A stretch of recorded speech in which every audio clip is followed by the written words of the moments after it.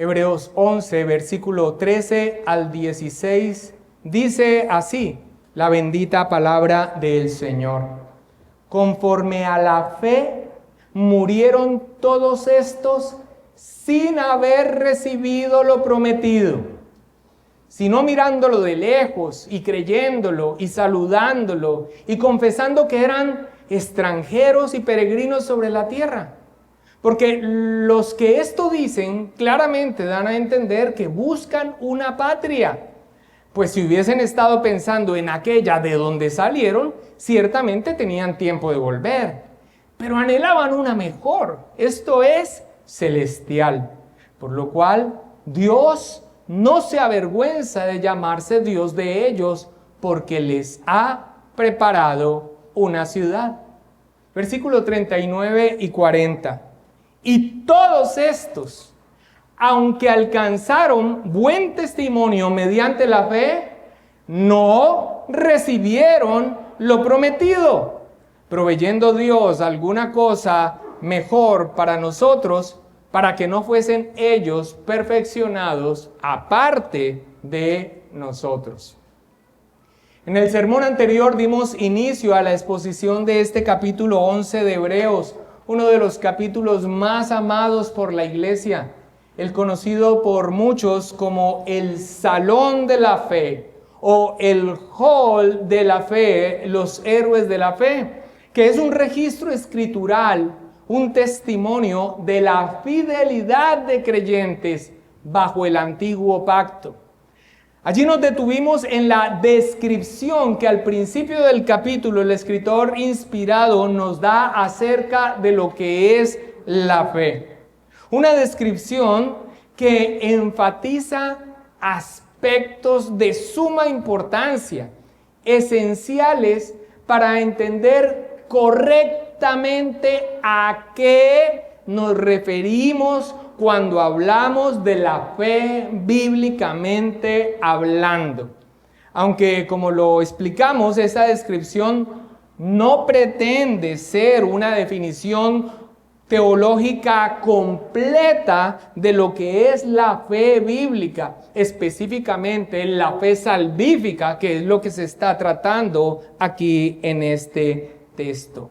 Esta descripción se enfoca en características de la fe que son importantes en cuanto al propósito que tiene esta carta: exhortar a sus destinatarios a perseverar, a mantenerse firmes en la confianza para salvación que han profesado tener en Cristo y a no retroceder para perdición.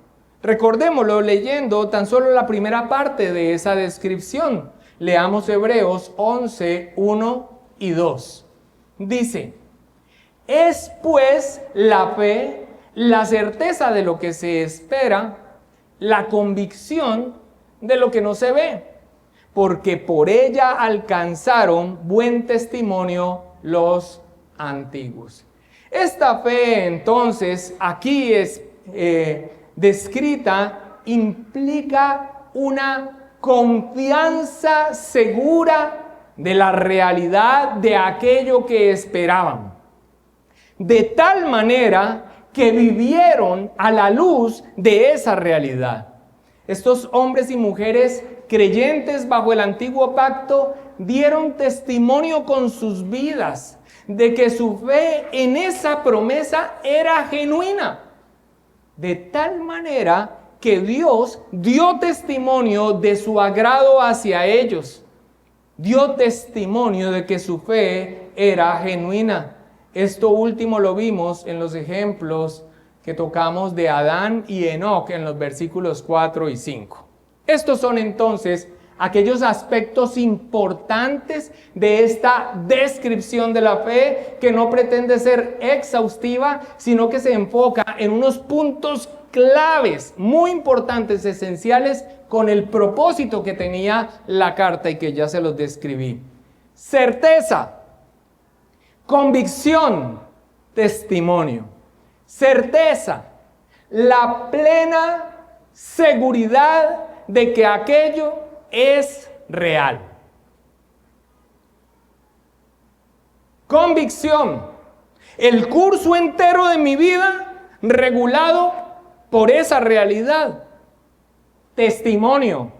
Mi vida, mi caminar da evidencia de que esa fe es genuina. Y esto es glorioso. La respuesta divina a esa fe. El agrado de Dios, su aprobación. Dios dio testimonio de ellos. Pero como también lo señalamos, todo esto podría ser terriblemente mal interpretado si no se tiene claro el objeto último de la fe, que en la descripción y en los versículos 1 al 2 se describe como lo que se espera y lo que no se ve. Así que este sermón va a ser distinto. Este no va a ser un sermón de puntos donde se va abordando cada uno de los textos en su exposición. Este sermón va a ser dado en forma de preguntas con respecto a asuntos muy importantes aquí y más teniendo presente lo que vamos a señalar a continuación, y es que las personas, principalmente creyentes cristianos contemporáneos, no tienen claro esto que acabamos de mencionar. No tienen claro cuál es el objeto último de la fe. No tienen claro cuál es el objeto de la fe. Así que a través de preguntas al texto veremos, bajo lo que en este momento vamos a señalar, una influencia a la hora de leer sobre estos personajes del Antiguo Testamento aquí, e incluso leer el Antiguo Testamento, tenemos una influencia que vamos a ver cómo tal vez está manifestada en este momento en alguno de nosotros, donde no tenemos claro cuál es el objeto de la fe. Ahora, arranquemos por esto. Cuando hablamos del objeto de la fe, ¿de qué estamos hablando? Estamos usando la expresión objeto en términos filosóficos. Y ya lo voy a expresar en palabras sencillas, pero permítanme explicar el concepto. Objeto se refiere fundamentalmente a aquello a lo que se dirige el acto consciente de un sujeto. Aquello a lo que se dirige el acto consciente de un sujeto. De hecho, nuestra expresión en español, objeto, viene de la palabra compuesta latina objetum, lo arrojado delante, lo que se tiene delante de sí. El concepto objeto entonces nos habla de la relación entre el objeto, lo que se tiene delante de sí, y el sujeto que lo percibe, que lo piensa, que en este caso la relación es plena certeza y convicción, fe bíblicamente hablando. Ahora, lo voy a decir en la manera simple. Aquello que tenemos delante de nosotros y en lo que confiamos con total seguridad de su realidad, de tal manera que vivimos de acuerdo a esa confianza, es Cristo. El objeto de nuestra fe es Cristo, su persona y su obra. Y aquí, amados hermanos, y este es el propósito de esta enseñanza de esta manera, es que nos toca aprender o tal vez reaprender, borrar y corregir, para que al leer un capítulo como Hebreos 11, que nos habla de creyentes bajo el antiguo pacto, o cuando leemos el Antiguo Testamento, el antiguo pacto, lo hagamos correctamente, entendiendo que el objeto de la fe salvífica en cualquier tiempo de la historia de la redención es Cristo. Esto es lo que en gran medida ha venido señalando el escritor inspirado de Hebreos. Y es a lo que nos dedicaremos en este sermón que continúa la exposición de este capítulo tan amado de Hebreos 11. El objeto de la fe, bíblicamente hablando, de la fe salvífica en cualquier momento de la historia de la redención es Cristo, su persona y su obra. Sencillo, lo sé.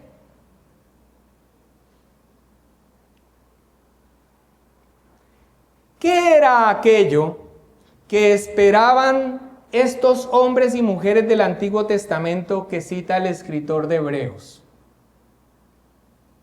¿Cuál era la promesa en la que se mantuvieron firmes en su confianza estos creyentes del Antiguo Testamento? Leamos, versículos 17 al 35. Por la fe, Abraham, cuando fue probado, ofreció a Isaac, y el que había recibido las promesas ofreció su unigénito, habiéndosele dicho: en Isaac te será llamada descendencia, pensando que Dios es poderoso para levantar aún de entre los muertos, de donde en sentido figurado también le volvió a recibir. Por la fe bendijo Isaac a Jacob y a Esaú respecto a cosas venideras. Por la fe, Jacob, al morir, bendijo a cada uno de los hijos de José y adoró apoyado sobre el extremo de su bordón. Por la fe, José, al morir, mencionó la salida de los hijos de Israel y dio mandamiento acerca de sus huesos. Por la fe, Moisés, cuando nació, fue escondido por sus padres por 3 meses, porque le vieron niño hermoso y no temieron al decreto del rey. Por la fe, Moisés, hecho ya grande, rehusó llamarse hijo de la hija de Faraón, escogiendo antes ser maltratado con el pueblo de Dios que gozar de los deleites temporales del pecado, teniendo por mayores riquezas el vituperio de Cristo que los tesoros de los egipcios, porque tenía puesta la mirada en el galardón. Por la fe dejó a Egipto, no temiendo la ira del rey, porque se sostuvo como viendo al invisible. Por la fe celebró la Pascua y la aspersión de la sangre, para que el que destruía a los primogénitos no los tocase a ellos. Por la fe pasaron el mar rojo como por tierra seca, e intentando los egipcios hacer lo mismo, fueron ahogados. Por la fe cayeron los muros de Jericó después de rodearlos 7 días. Por la fe Rahab la ramera no pereció juntamente con los desobedientes, habiendo recibido a los espías en más. ¿Y qué más digo? Porque el tiempo me faltaría contando de Gedeón, de Barak, de Sansón, de Jefté, de David, así como de Samuel y de los profetas, que por fe conquistaron reinos, hicieron justicia, alcanzaron promesas, taparon bocas de leones, apagaron fuegos impetuosos, evitaron filo de espada, sacaron fuerzas de debilidad, se hicieron fuertes en batalla, pusieron en fuga ejércitos extranjeros. Las mujeres recibieron sus muertos mediante resurrección. Ahora, permítanme nuevamente, les planteo la pregunta: ¿cuál es la promesa en la que estos creyentes bajo el antiguo pacto se mantuvieron firmes?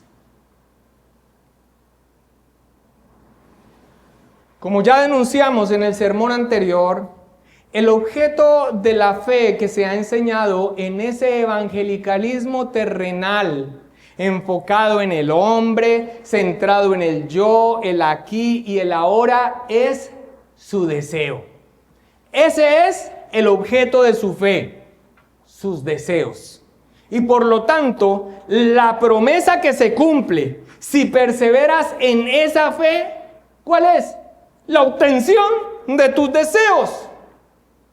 Muchos en nuestros inicios de vida cristiana estuvimos expuestos a este tipo de enseñanza. Y a esto debemos sumar la influencia del dispensacionalismo en todas esas iglesias que inicialmente hicieron presencia en nuestros países latinoamericanos y de las que muchos de nosotros en su momento hicimos parte.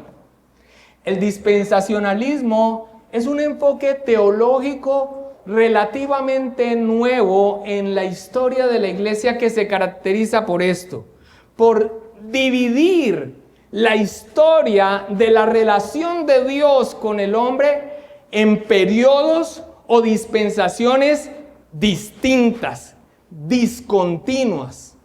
Para ellos, cada periodo es un expediente distinto en el trato de Dios con la humanidad. De allí la fuerte distinción que ellos hacen con Israel y la iglesia. Como si Dios tuviese dos planes distintos con dos pueblos distintos en los que finalmente la iglesia no es nada más que un paréntesis en el trato de Dios con su pueblo Israel. Y en lo que atañe para el dispensacionalismo en las promesas divinas, para ellos las promesas hechas a Israel en el Antiguo Testamento son principalmente terrenales, mientras que la promesa a la iglesia es de naturaleza celestial. Y aunque en honor a la verdad el dispensacionalismo ha ido mutando, porque ha tratado de corregir la barbaridad de lo que planteó al principio, ha ido mutando con el tiempo y por eso tenemos diferentes clases de dispensacionalismo: clásico, revisado, progresivo. En últimas, ese entendimiento, ¿cuál? El que ellos perciben la relación de Dios con el hombre como expedientes distintos y con una discontinuidad radical en el trato de Dios, rompiendo la línea del plan divino expresado de promesa a cumplimiento, hace entonces que se tenga este entendimiento separado supuestamente de dos pueblos. Y cuando se está pensando en los creyentes del Antiguo Testamento, entonces se piensa específicamente en que las promesas y las bendiciones son específicamente terrenales.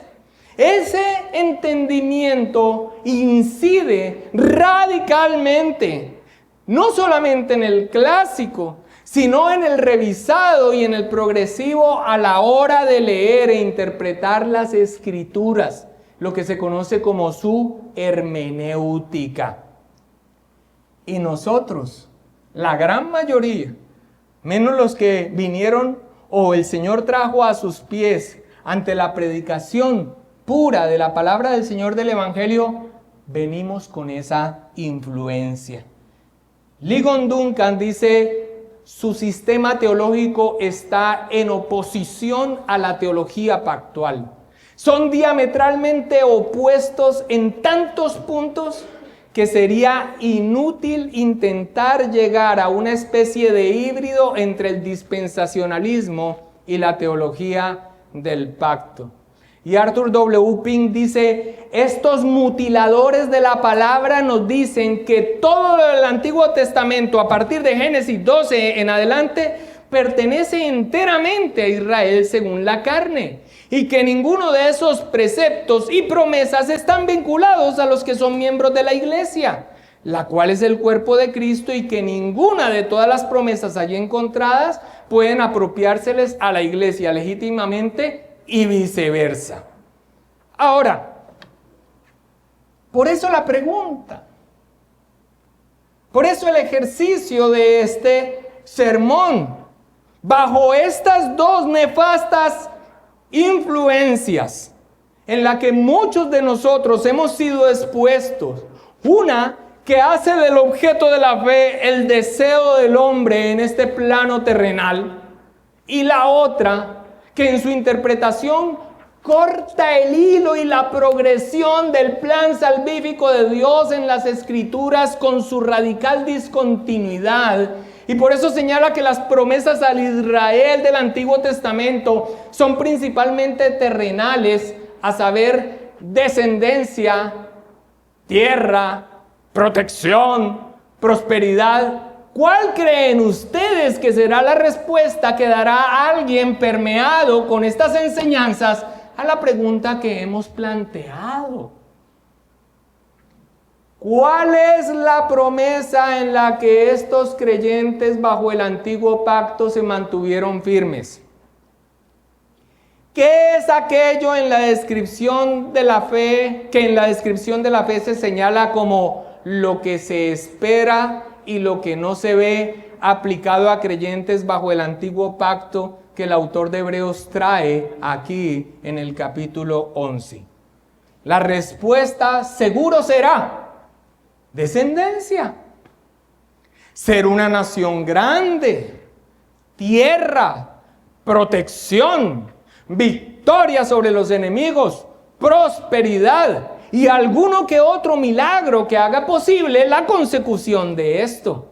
Las bendiciones terrenales que Dios les prometió. Esta es la promesa en la que se mantuvieron firmes en confiar en Dios, en su palabra que les prometió que se les daría descendencia, ser una nación grande, tierra, protección, victoria sobre los enemigos, prosperidad.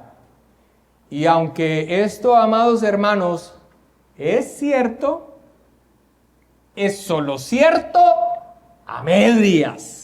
Es un entendimiento cercenado al que le falta lo más importante, que lo despoja de lo que realmente es lo esencial en esa condescendencia voluntaria por parte de Dios de relacionarse con el hombre con el propósito de bendecirlo, de esa relación de pacto que Dios establece con el hombre, cuya promesa y finalmente la promesa final de la bendición es darles vida y salvación en una relación con Él.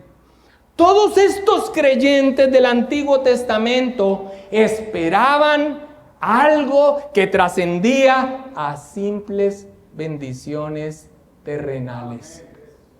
Por esto el autor de Hebreos afirma en el versículo 13: conforme a la fe murieron todos estos. Conforme a la fe murieron todos estos. ¿Sin qué? Sin haber recibido lo prometido. ¿Sino qué? Mirándolo de lejos y creyéndolo y saludándolo y confesando que eran extranjeros y peregrinos sobre la tierra. ¿Cómo así que no recibieron lo prometido? Acaba de decir que por la fe Noé, advertido por Dios de cosas que no se veían, preparó el arca para que su casa se salvase y se salvó. Que Sara, siendo estéril, recibió fuerza para concebir, y que de Abraham, tan anciano que le dice, ese ya casi muerto, salieron como las estrellas del cielo en multitud y como la arena innumerable que está a la orilla del mar, hablando de su descendencia. Y también dirá que Abraham, por la fe, al ofrecer a su hijo, al ser probado por Dios, en sentido figurado, le volvió a recibir de entre los muertos. También nos dice que por la fe celebraron la Pascua y que sus primogénitos no fueron tocados. Que por la fe pasaron el mar rojo en seco y sus enemigos se ahogaron. Que los muros de Jericó cayeron. Que Rahab la ramera sobrevivió. Y que básicamente no tendría tiempo, dice el escritor bíblico, para hablar de todos aquellos que por fe conquistaron reinos Hicieron justicia, alcanzaron promesas, taparon bocas de leones, apagaron fuegos impetuosos, evitaron filo de espada, sacaron fuerzas de debilidad, se hicieron fuerte en batallas, pusieron en fuga ejércitos extranjeros y las mujeres recibieron sus muertos mediante resurrección. ¿Cómo se podría decir que no recibieron descendencia, ser una nación grande, tierra, protección, victoria sobre los enemigos, prosperidad, si lo prometido se refiere a tan solo bienes terrenales? ¿Y qué pueden decir entonces aquellos que limitan las promesas de estos creyentes del Antiguo Testamento a lo terrenal y temporal? De los que a continuación se dice lo siguiente, versículo 35, parte B. Mas otros fueron atormentados, no aceptando el rescate, a fin de obtener mejor resurrección. Otros experimentaron vituperios y azotes, y además de esto prisiones y cárceles. Fueron apedreados, aserrados, puestos a prueba, muertos a filo de espada. Anduvieron de acá para allá, cubiertos de pieles de ovejas y de cabras, pobres, angustiados, maltratados, de los cuales el mundo no era digno. Errando por los desiertos, por los montes, por las cuevas y por las cavernas de la tierra. ¿Qué pueden decir quien tiene una concepción entonces de que las promesas de Dios se limitaban en sus bendiciones a aspectos netamente terrenales, con este entendimiento de la que la gran mayoría de nosotros fuimos influenciados? ¿Qué podrían decir de estos últimos? ¿Qué? ¿Que no tuvieron fe? Y que por eso no recibieron las promesas, como te lo dijeron a ti el día que no recibiste algo que por revelación particular, así te dice el Señor, solo recibe bla, bla, bla, bla, bla, que no lo recibiste porque te faltó fe, añadiendo a tu desconcierto un manto de duda sobre tu confianza en Dios.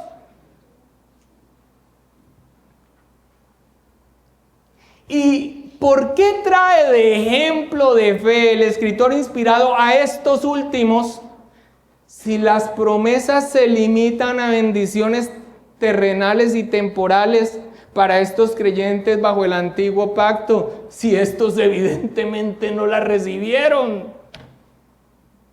¿Acaso les falló Dios al no cumplirles? ¿O fallaron ellos al no tener fe? Y si es así, entonces, si fue porque ellos no tuvieron fe y por eso no lo recibieron, ¿por qué están aquí en el hall de la fama de la fe? En el salón de la fe de Hebreos 11.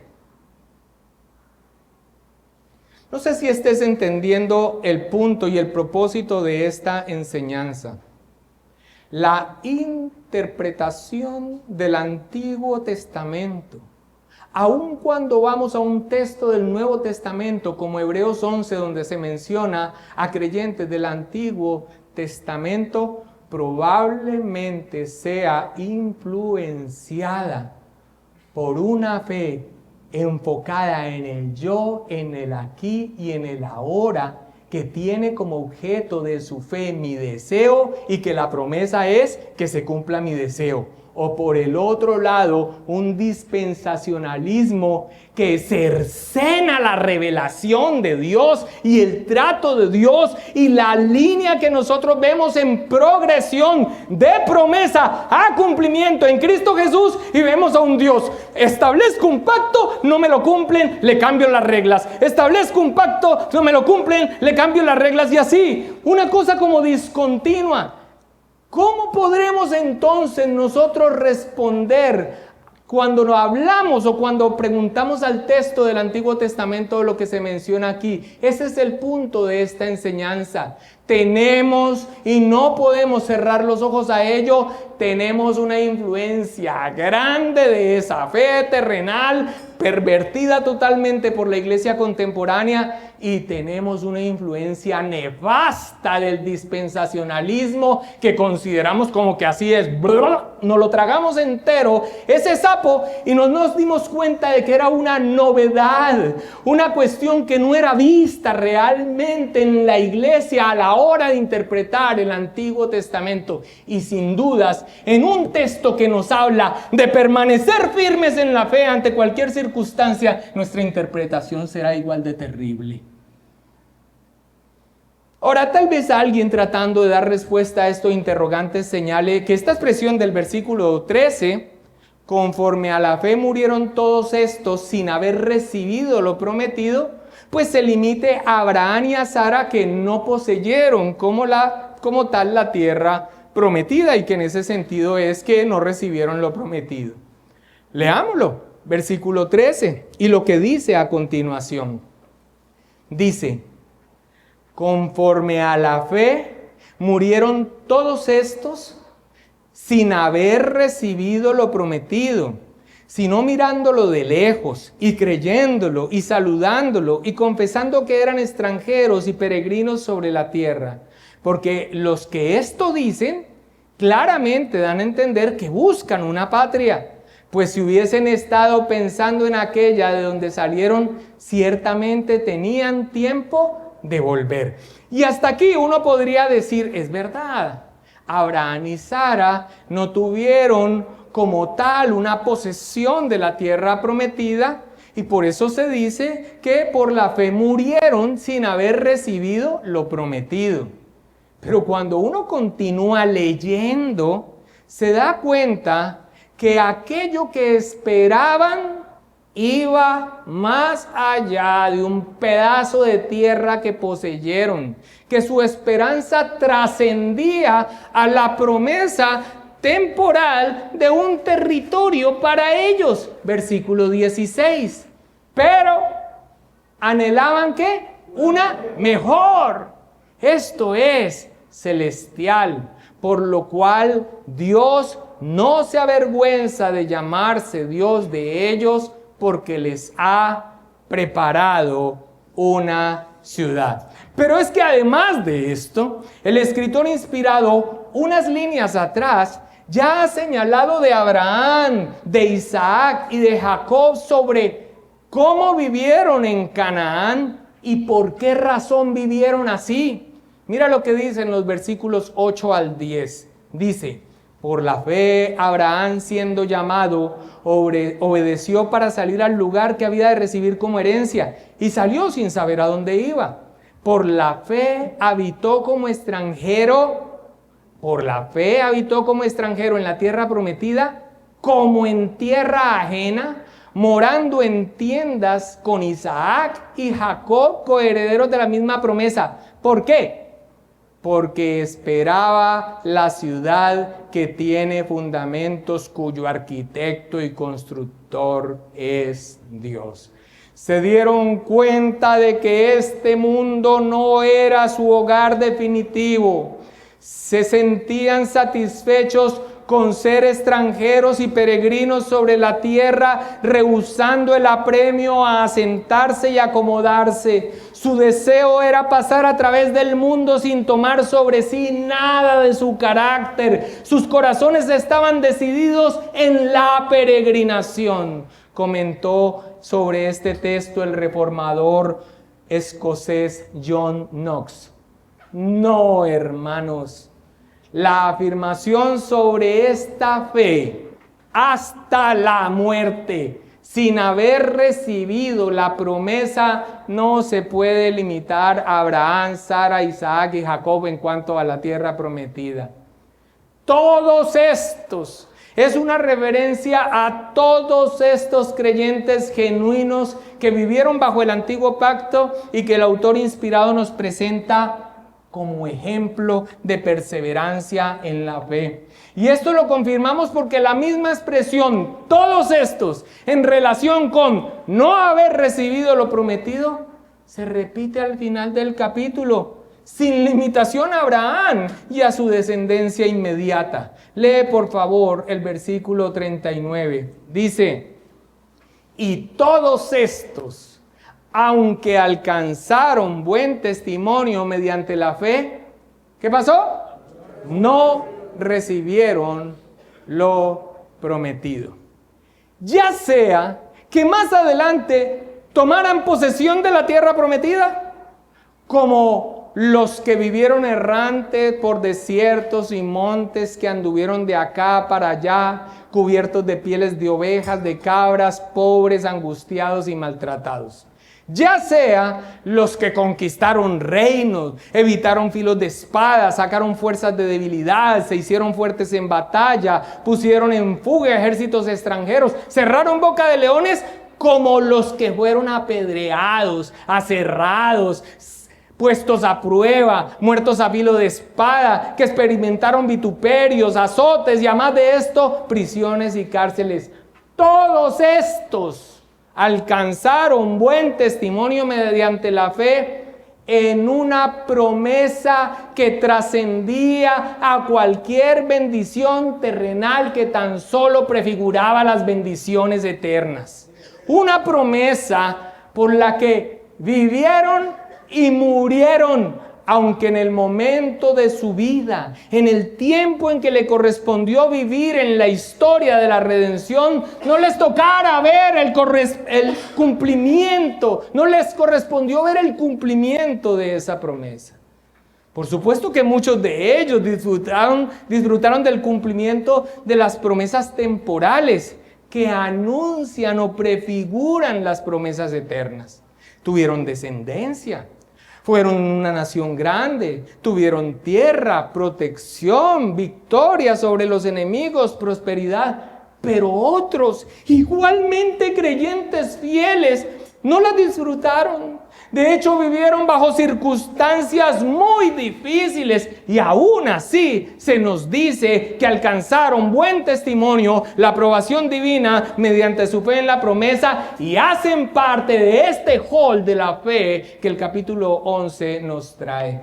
Pero ninguno de ellos en vida pudieron ser testigos del cumplimiento de la promesa y aún así vivieron por la fe en ella. De allí que, ya en relación con nosotros, creyentes bajo el nuevo pacto, el autor inspirado diga lo siguiente, versículo 40, pero leamos desde el 39. Dice, y todos estos, que ya sabemos que no se pueden limitar solamente a Abraham y a Sara, Isaac y Jacob en cuanto a si poseyeron o no poseyeron la tierra. Todos estos creyentes bajo el antiguo pacto, fieles, aunque alcanzaron un buen testimonio mediante la fe, ¿no qué? No recibieron lo prometido, proveyendo Dios alguna cosa mejor para nosotros, para que no fuesen ellos perfeccionados aparte de nosotros. Presta atención.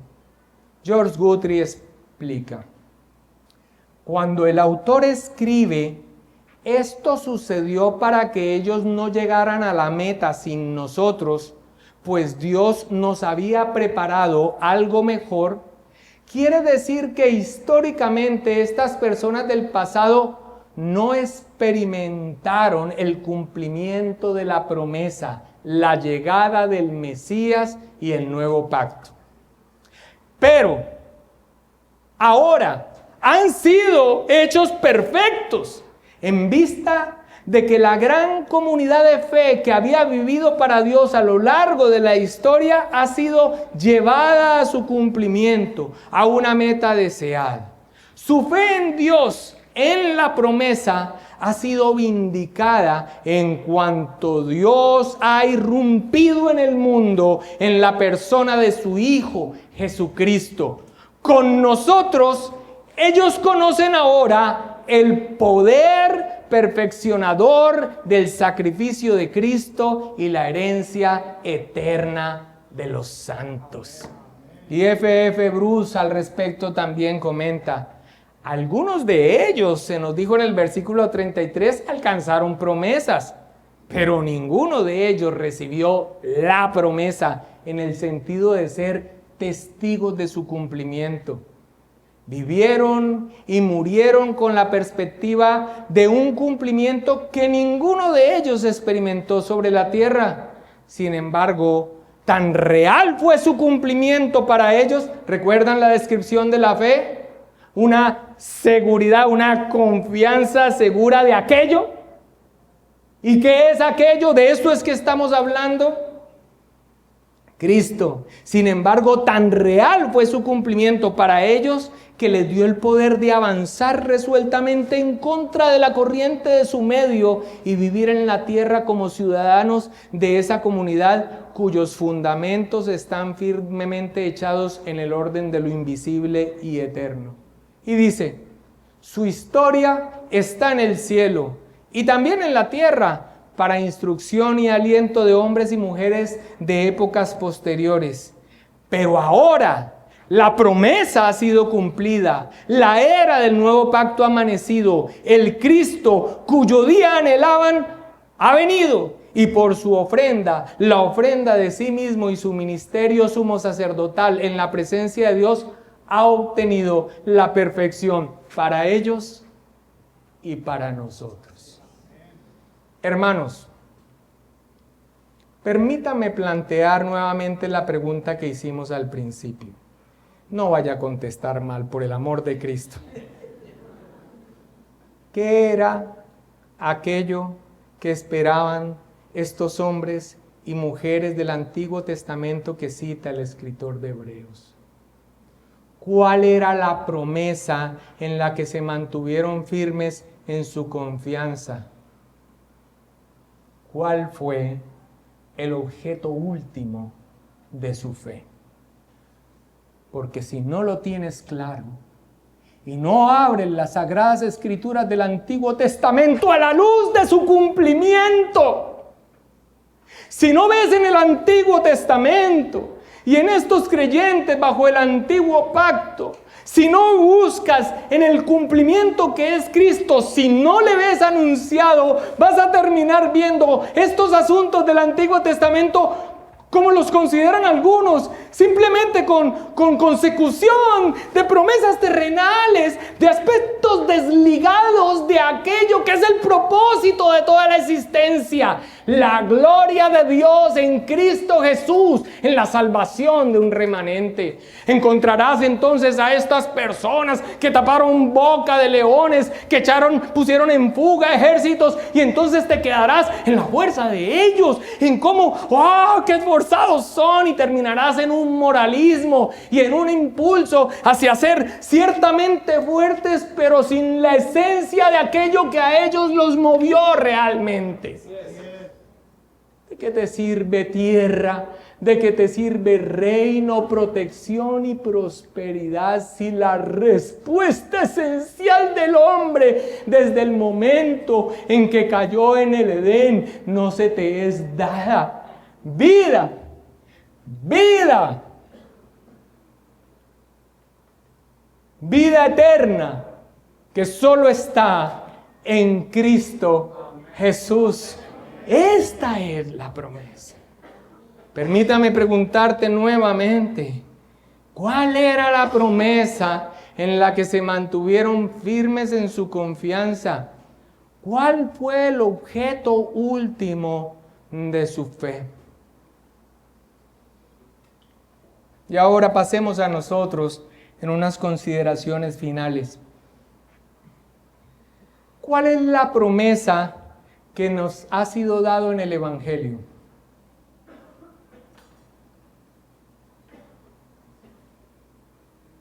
¿Cuál es la promesa que se nos ha sido dada en el Evangelio? El Evangelio es Cristo. ¿Cuál es la promesa? Vida eterna en Cristo Jesús. Si tú pierdes de vista esto, cuando vivas la tragedia, si tú pierdes de vista esto, cuando vivas la desilusión, cuando te fallen, si tú pierdes de vista esto, cuando afrontes una quiebra, si tú pierdes de vista esto, cuando te den un dictamen contrario en cuanto a su salud, si tú pierdes de vida esto ante una tragedia que no te esperabas, cuando haciendo ejercicio para tu bien, de pronto abres los ojos y, bueno, la presencia del Señor, el túnel, la luz, espero yo, confío en ello en Cristo Jesús.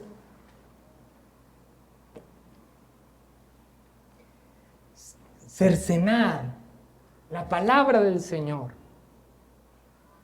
ya sea por esta influencia nefasta, o ya sea por un enfoque netamente terrenal. A ti que te estabas durmiendo allá atrás, que vienes de este tipo de iglesias, ¿qué te movía? Cuando te prometían la camioneta, ¿cierto? Pero qué difícil es escuchar una hora de buena doctrina.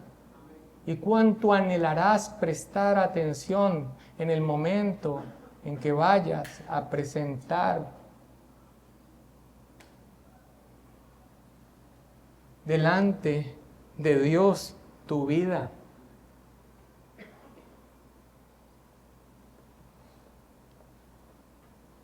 La promesa que nos ha sido dada en el Evangelio, hermanos, es vida eterna en Cristo Jesús.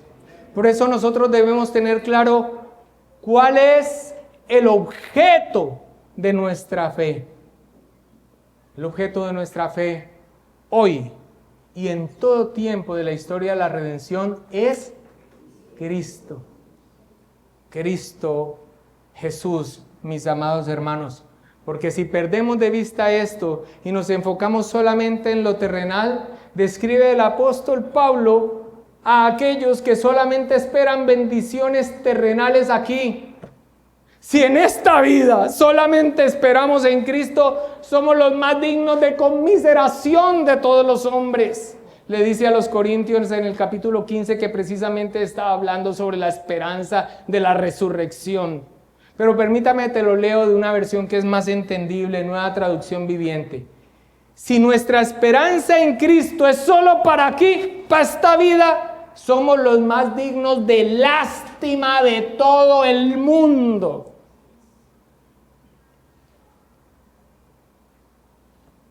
Ahora, hermanos, esto no quiere decir, entonces, que nosotros no nos acerquemos a Dios en confianza en Él por el cumplimiento de la promesa que es Cristo cuando venimos a orar por un hijo.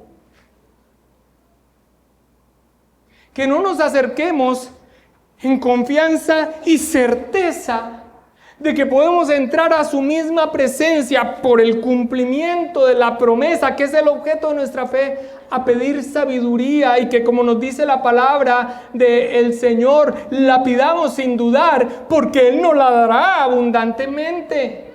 Esto no quiere decir entonces que en medio de la necesidad de no saber qué camino tomar, no te puedas acercar con certeza y con convicción a Dios, a poner delante de ti su petición. Pero finalmente el objeto de tu fe, que es inamovible y que no te defraudará, es Cristo. En Él sabes que tienes el favor de Dios y la respuesta que Dios te dará, aunque en oportunidades no entiendas por qué te dijo no o por qué guardó silencio según tu percepción. Pero lo que sí sabrás es que el objeto de tu fe no te falla, que Él está allí, que Él es tan real, que mi vida entera se conduce a la luz de esa realidad. Y le ruego a Dios que nos conceda que nuestra vida dé testimonio de ello. La fe es confianza resuelta en acción, llevada a cabo en situaciones diversas por personas corrientes en respuesta al Dios invisible y su promesa, con resultados terrenales diversos, pero siempre con el resultado último del elogio de Dios y su recompensa, vida eterna en Cristo Jesús. Reflexiona George Guthrie. Terminemos con esto. Tal vez usted no ha escuchado la pregunta, lo tome yo desprevenido, pero espero que la responda bien. ¿Qué era aquello que esperaban estos hombres y mujeres del Antiguo Testamento que cita el escritor de Hebreos? ¿Cuál era la promesa en la que se mantuvieron firmes en su confianza? ¿Cuál fue el objeto último de su fe? Cristo. ¿Y el nuestro? Igual. Cristo. En ellos, en promesa. En nosotros, en cumplimiento. Allí tenemos a esa gran nube de testigos. A esto nos dedicaremos en el próximo sermón.